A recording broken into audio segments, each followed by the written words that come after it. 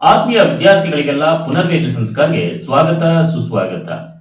ವಿದ್ಯಾರ್ಥಿ ಮಿತ್ರರೇ, ಎಷ್ಟೋ ನೆಚ್ಚಿನ ವಿದ್ಯಾರ್ಥಿ ಮಿತ್ರರು ಕಮೆಂಟ್ ಬಾಕ್ಸ್ ನಲ್ಲಿ ಕಮೆಂಟ್ ಮಾಡ್ತಾ ಇದ್ರು. ಏನಪ್ಪಾ ಅಂತಂದ್ರೆ, sir first PUC model question ಪೇಪರ್ಸ್ಗೆ ಸಂಬಂಧಿಸಿದ ಹಾಗೆ ಉತ್ತರಗಳನ್ನ ಅಪ್ಲೋಡ್ ಮಾಡಿ ಸರ್ ಅಂತ ಕೇಳ್ತಾ ಇದ್ರು. ಖಂಡಿತ ವಿದ್ಯಾರ್ಥಿ ಮಿತ್ರರೇ, ನಮ್ಮ ಪುನರ್ವೇಜು ಸಂಸ್ಕಾರ ಚಾನೆಲ್ನ ಮುಖಾಂತರ ನಿಮ್ಮ ಪ್ರಥಮ PUCಯ ಮಾಡೆಲ್ ಕ್ವಶನ್ ಪೇಪರ್ಸ್ಗೆ ಉತ್ತರಗಳನ್ನ ಅಪ್ಲೋಡ್ ಮಾಡ್ತಾ ಇದ್ದೇವೆ. ಹಾಗೆಯೇ ನಿಮಗೆ ಯಾವ ಒಂದು ಸಬ್ಜೆಕ್ಟ್ ಬೇಕು ಮಾಡೆಲ್ ಕ್ವಶನ್ ಪೇಪರ್ಗೆ ಆನ್ಸರ್ಸ್ ಅನ್ನೋದನ್ನು ಕೂಡ ಕಮೆಂಟ್ ಬಾಕ್ಸ್ ನಲ್ಲಿ ತಪ್ಪದೇನೆ ಕಮೆಂಟ್ ಮಾಡಿ. ಜೊತೆಗೆ ಹೊಸದಾಗಿ ನೀವು ನಮ್ಮ ಚಾನೆಲ್ಗೆ ಭೇಟಿಯನ್ನ ಕೊಟ್ಟಿದ್ರೆ ಇನ್ನು ಕೂಡ ನಮ್ಮ ಚಾನೆಲ್ ಅನ್ನ ಸಬ್ಸ್ಕ್ರೈಬ್ ಮಾಡಲಿಲ್ಲ ಅಂತಂದ್ರೆ ಸಬ್ಸ್ಕ್ರೈಬ್ ಮಾಡಿ. ಯಾಕಪ್ಪ ಅಂತಂದ್ರೆ ಮುಂಬರುವಂತಹ ಪಾಸಿಂಗ್ ಪ್ಯಾಕೇಜಸ್ ಆಗಿರ್ಬೋದು, ಎಲ್ಲ ಸಬ್ಜೆಕ್ಟ್ ಜೊತೆಗೆ ಸ್ಕಾಲರ್ಶಿಪ್ ಅನೌನ್ಸ್ಮೆಂಟ್ ಆಗಿರಬಹುದು, ನಿಮ್ಮ ರಿಸಲ್ಟ್ ಸಂಬಂಧಪಟ್ಟಂತಹ ಮಾಹಿತಿ ಆಗಿರ್ಬೋದು, ಉದ್ಯೋಗ ಮಾಹಿತಿ ಆಗಿರಬಹುದು, ಎಲ್ಲಾ ರೀತಿಯಾದಂತಹ ಶೈಕ್ಷಣಿಕ ಸುದ್ದಿಗಳಿಗಾಗಿ ನಮ್ಮ ಚಾನೆಲ್ ನ ಮರಿದನೆ ಸಬ್ಸ್ಕ್ರೈಬ್ ಮಾಡಿ, ಪಕ್ಕದಲ್ಲಿ ಇರುವಂತಹ ಬೆಲ್ ಐಕಾನ್ ಅನ್ನು ಕ್ಲಿಕ್ ಮಾಡಿ, ಜೊತೆಗೆ ಆಲ್ ಅನ್ನೋದನ್ನ ಒತ್ತಿದ್ರೆ ನಾವು ಮಾಡುವಂತಹ ಅಪ್ಲೋಡ್ ಮಾಡುವಂತಹ ಎಲ್ಲ ವಿಡಿಯೋಗಳನ್ನ ಮೊದಲಿಗರಾಗಿ ನೀವು ನೋಡಬಹುದು.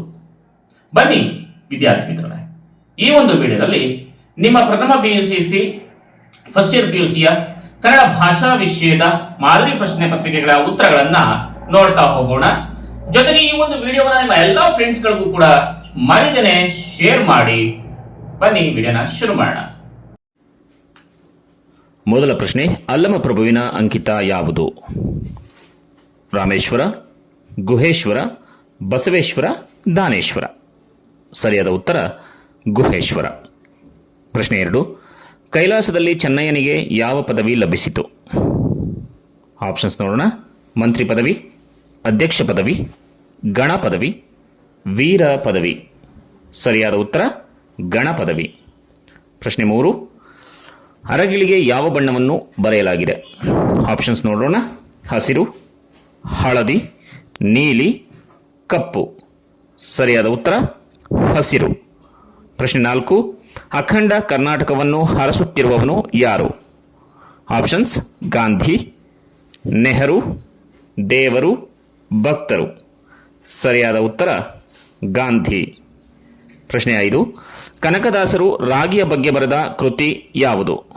ಆಪ್ಷನ್ಸ್ ರಾಗಿ ಮಹಾತ್ಮೆ, ರಾಗಿ ಚರಿತ್ರೆ, ರಾಗಾನುರಾಗ, ರಾಮಧಾನ್ಯ ಚರಿತ್ರೆ. ಸರಿಯಾದ ಉತ್ತರ ರಾಮಧಾನ್ಯ ಚರಿತ್ರೆ.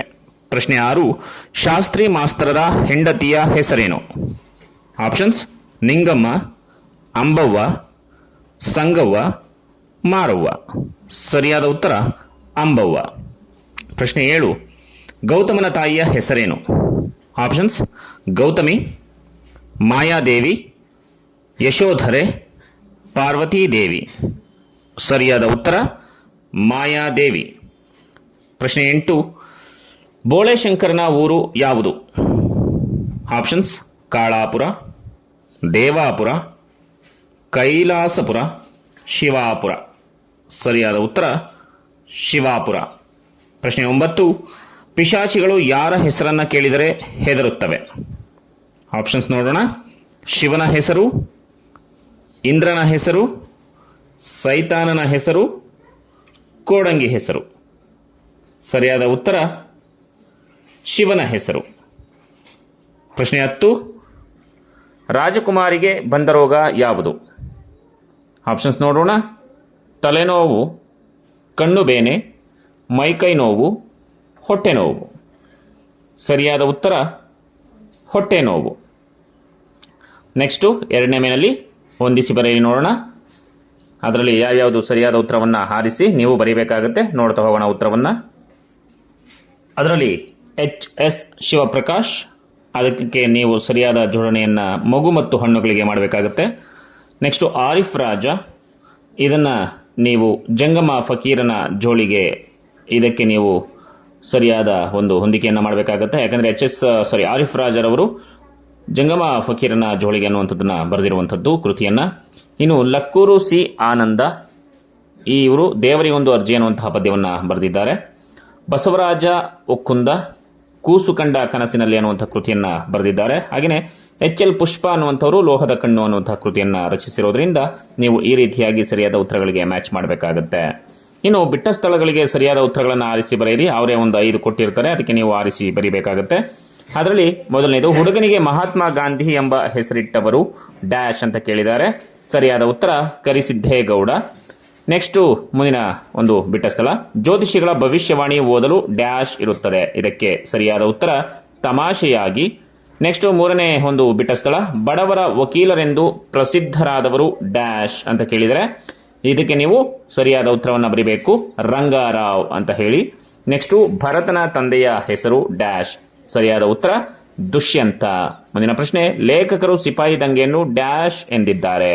ಸರಿಯಾದ ಉತ್ತರ ರೈತ ದಂಗೆ ಅಂತ ನೀವು ಆ ಉತ್ತರವನ್ನು ಬರಿಬೇಕಾಗುತ್ತೆ. ಮುಂದಿನ ಭಾಗದಲ್ಲಿ 2 ಅಂಕದ ಪ್ರಶ್ನೆಗಳು, ಹಾಗೆಯೇ 5-6 ವಾಕ್ಯಗಳು, ಜೊತೆಗೆ ಸಂದರ್ಭ, ಭಾವಾರ್ಥ, ವ್ಯಾಕರಣ ಎಲ್ಲವನ್ನು ಕೂಡ ತಿಳಿದುಕೊಳ್ಳೋಣ. ಅದನ್ನೇನಾದರೂ ತಿಳ್ಕೊಳ್ಬೇಕು ಅಂತಂದರೆ ಕಮೆಂಟ್ ಬಾಕ್ಸ್ನಲ್ಲಿ ಕಮೆಂಟ್ ಮಾಡಿ. ನಿಮಗೆ ಯಾವ ಒಂದು ಸಬ್ಜೆಕ್ಟ್ ಮಾಡಲ್ ಕ್ವಶನ್ ಬೇಕು ಅನ್ನೋದನ್ನು ಕೂಡ ಕಮೆಂಟ್ ಬಾಕ್ಸ್ನಲ್ಲಿ ಕಮೆಂಟ್ ಮಾಡಿ. ಈ ವಿಡಿಯೋನ ಎಲ್ಲರಿಗೂ ಶೇರ್ ಮಾಡಿ. ಧನ್ಯವಾದಗಳು.